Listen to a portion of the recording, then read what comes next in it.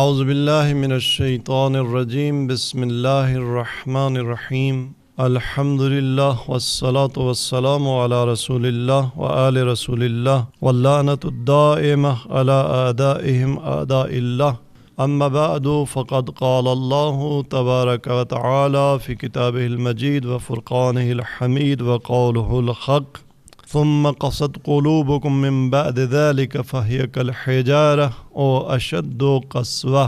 انسانی قلب کی کئی حالتیں ہوتی ہیں، کبھی یہ قلب اس میں نرمی ہوتی ہے، کبھی اس قلب میں سختی آ جاتی ہے، قساوت آ جاتی ہے، سنگ دلی، سنگ یعنی پتھر۔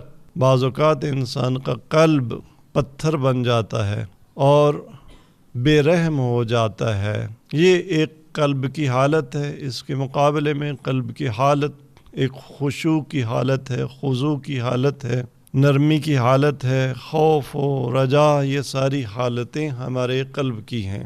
القاسیۃ قلوبہم، قرآن نے بعض لوگوں کو قسی القلب قرار دیا، کس کی بابت؟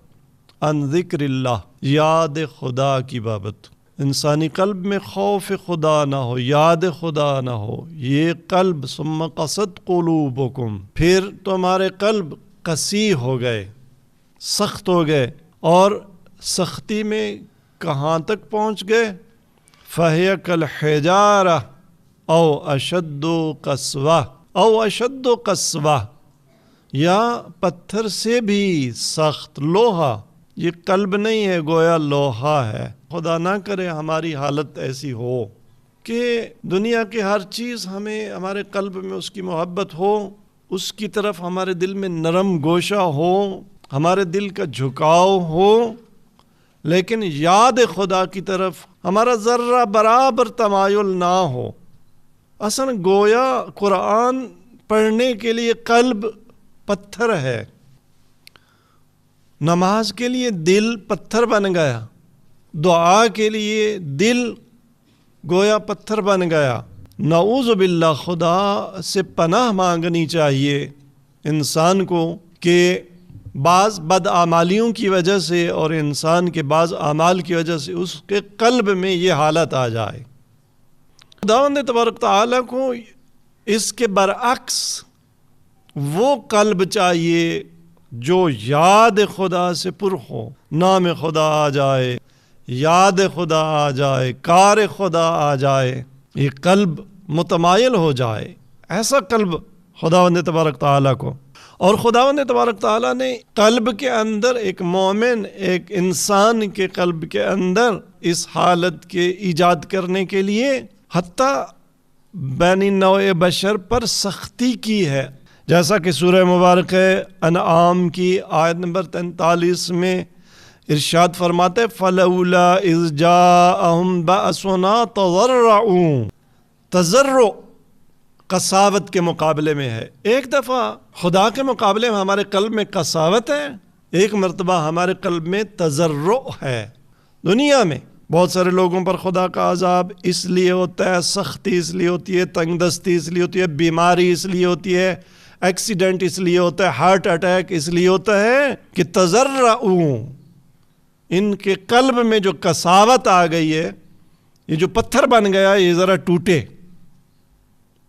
اس میں تضرع آئے۔ کتنے ایسے لوگ جو ایک جھٹکا ہارٹ اٹیک کا لگنے کے بعد انسان بن گئے، مومن بن گئے، نمازی بن گئے۔ اب ان کے لیے یہ اٹیک، ان کے لیے ایکسیڈنٹ، یہ خدا نے اس لیے رکھا کہ اس حالت میں نہ مریں، یہ حالت تضرع میں، حالت خشوع قلب میں۔ وَلَكِنْ قَسَتْ قُلُوبُهُمْ، لیکن کتنا بدبخت وہ ہے کہ جو بأس آنے کے بعد بھی، امتحان الہی آنے کے بعد بھی، تنگ دستی آنے کے بعد بھی اس کا قلب پھر بھی قسی ہو۔ وَزَيَّنَ لَهُمُ الشَّيْطَانُ مَا كَانُوا يَعْمَلُونَ، ابلیس انسان کے لیے اس کے وہ اعمال جو اسے یاد خدا سے غافل رکھتے ہیں وہ سجا کر پیش کرتا ہے۔ دوستوں کی محفل، وہ خوشگپیاں، وہ لہو و لعب کی محفل، وہ بازار، وہ کوچہ، وہ یار، وہ کیا کیا، وہ، اور ابلیس نے ان کے لیے وہی کام سجا کے پیش کیے کہ یہی کرتے رہو، یہ بہترین کام تو یہی ہے۔ ایک اور آیت کریمہ میں ارشاد فرماتا ہے وَلَقَدْ أَرْسَلْنَا إِلَىٰ أُمَمٍ مِّمَّنْ قَبْلِكَ، ہم نے آپ سے پہلے امتوں کی طرف بھی رسول بھیجے، اور جب رسولوں کے موعظے سے ان قوموں کے دل میں تضرع نہ آیا، خوف خدا نہ آیا، جانتے تھے نبی ہے۔ وہ قرآن نے فرمایا نا کہ انبیاء کو لوگ ایسے جانتے تھے، اپنے بچوں کو جیسے انسان جانتا ہے اس سے زیادہ جانتے تھے کہ نبی خدا ہے، یہ عالم دین ہے، یہ حق کی بات کر رہا ہے، لیکن انسان یہ جاننے کے باوجود ڈٹ جاتا ہے، ابلیس بن جاتا ہے۔ کوئی جب موعظہ اثر انداز نہ ہو رہا ہو، انسان کو اپنے قلب کی حالت کا تھوڑا سا جائزہ لینا چاہیے۔ فَأَخَذْنَاهُمْ بِالْبَأْسَاءِ وَالضَّرَّاءِ، پھر ہم نے جب دیکھا کہ رسولوں کی تبلیغ کے باوجود قلب نہیں خاضع ہو رہے، تو ہم نے ان کی اس نافرمانی اور قسی القساوت قلبی کی وجہ سے تنگ دستی میں اور تکلیف میں مبتلا کیا۔ کیوں؟ لعلہم یتضرعون، شاید اس طرح سے ان کے قلب میں تضرع آ جائے۔ سب سے قریب خدا کے انسان اس وقت ہوتا ہے جب اس کا دل ٹوٹا ہوا ہو۔ تم اپنے قلب کے آئینے کو بچا بچا کے نہ رکھو، یہ شکستہ ہو جائے تو پھر عزیز تر ہے، پھر محبوب ہے کس کا؟ آئینہ ساز کا۔ دعا کیا ہے؟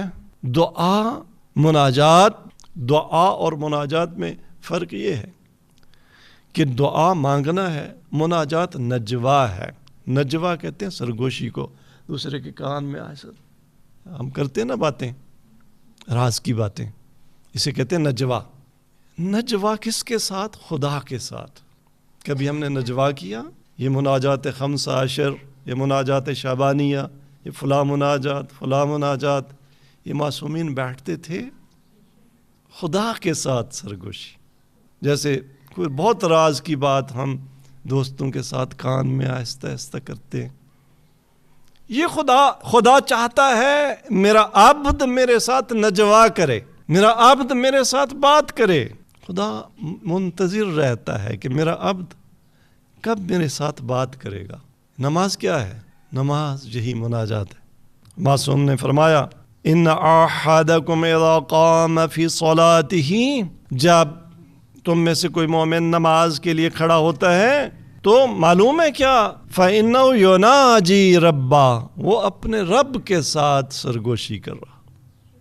آیا ہماری نماز ایسی ہے؟ تھوڑا سا مقایسہ کر لیں، ہم نے کبھی اپنے کسی دوست کے ساتھ، کسی عزیز کے ساتھ، کسی بیٹے کے ساتھ، بیٹی کے ساتھ، باپ کے ساتھ سرگوشی کی ہے؟ کبھی نہ کئی بار کی ہوگی۔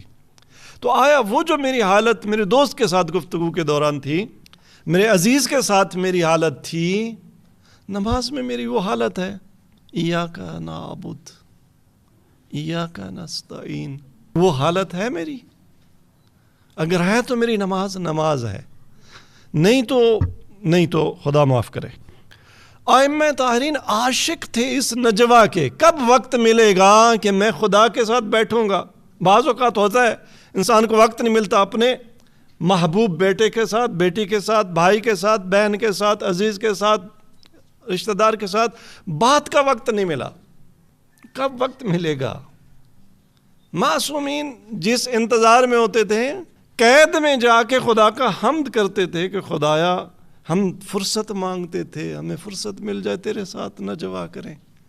دنیا میں ظاہر ہے جب تک باہر ہیں، گھر والے ہیں، اصحاب ہیں، بہت سارے معاملات ہیں، لیکن قید خانے میں کوئی نہیں ہے، تو ہے اور میں ہوں۔